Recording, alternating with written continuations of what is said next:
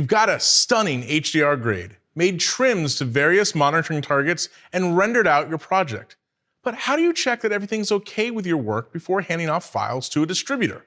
Well, in this video, we take a look at essential QC, or quality control in a Dolby Vision workflow, including metadata validation and checking tone-mapped outputs. We'll also explore something called HDMI tunneling, which is a cool way of checking out Dolby Vision content on a Dolby Vision capable consumer monitor, like the one that we're using here.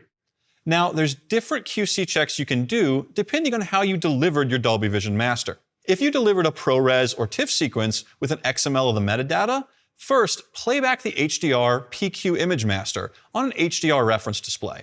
Look for any artifacts or problems in the HDR grade. Then, render out a tone-mapped MXF or ProRes file at a Rec. 709 SDR target from your grading system. Problems in the tone-mapped version could be attributed to bad metadata or problems within the HDR grade. You want to look for out-of-sync metadata, sudden, unexpected brightness changes in the middle of shots, and look for shots or scenes that are obviously too bright or too dark. If you've created a mezzanine file with the Mezzanator, use a mezzanine-capable partner product with CMU support, for example, Klipster, Transcoder, or Cortex. Play back the mezzanine file on an HDR reference display.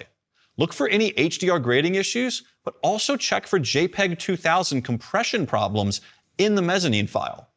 Then, using a CMU, play back the mezzanine to a tone-mapped SDR target. And again, look for out-of-sync metadata, sudden brightness changes in the middle of shots, or shots and scenes that are obviously too bright or too dark. No matter how you export your Dolby Vision master, you should perform a validation check on the XML of your metadata. Dolby Vision XML can easily be validated using Metafire, which is a part of the Dolby Professional tools. Metafire checks the XML file to ensure that it meets spec, and you should consider using Metafire as a standard QC step. So let's run Metafire to verify our XML. The command I'm going to run is metafire --validate, and then I'll specify the XML file. And when I hit enter, you can see Metafire gives us a summary of the XML and tells us if it's passed or failed any of the Metafire checks. At the bottom, you can see it says there's no issues found in this metadata. If Metafire flags problems with your XML, you'll need to address them in your grading system and re-export. Another way to confidence check your Dolby Vision grade is to watch it on a consumer monitor. And many consumer TVs have Dolby Vision processing, which in real time tone maps Dolby Vision content to the capabilities of that display. And if you've ever watched Dolby Vision on popular streaming services, you've seen this in action. In other words, a consumer TV needs to be told to go into Dolby Vision mode. This can't happen with a mezzanine file, so there are two ways to get a consumer display into Dolby Vision mode: encoded content, i.e. Netflix, Amazon, Vudu, etc., or by using HDMI tunneling on an eCMU. HDMI tunneling via the eCMU sets the TV into Dolby Vision mode, and it embeds metadata over HDMI that enables Dolby Vision.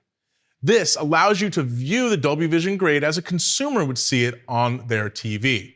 Just like Joey mentioned earlier, look out for metadata errors, like out-of-sync metadata causing jumps in brightness mid-shot, or shots that are obviously too dark or too bright.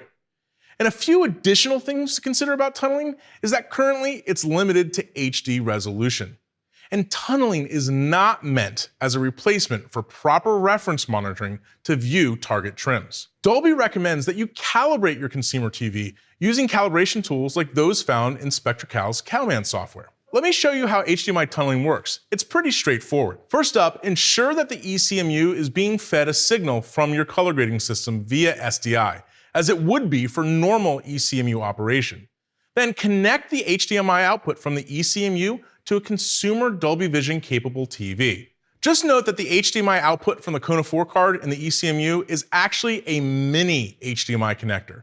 So if you're not using the supplied eCMU cabling, you'll need a mini HDMI to full-size HDMI adapter, or cable.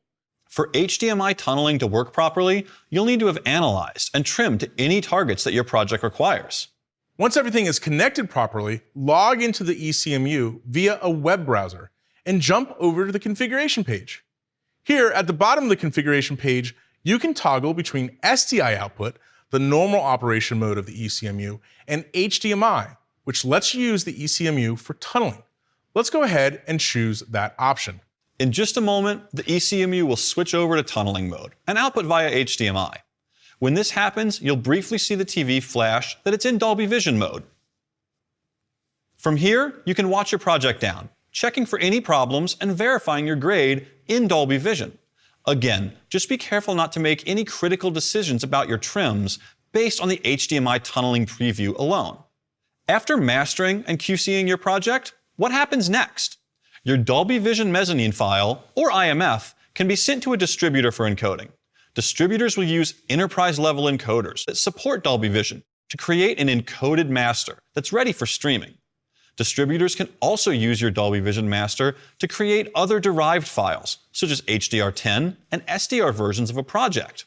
Or you can provide those through the use of CM Offline or direct renders from your grading system, as described in earlier videos in this series. Well, we're nearing the end. Up next, we wrap up this series and talk about some additional HDR and Dolby Vision resources.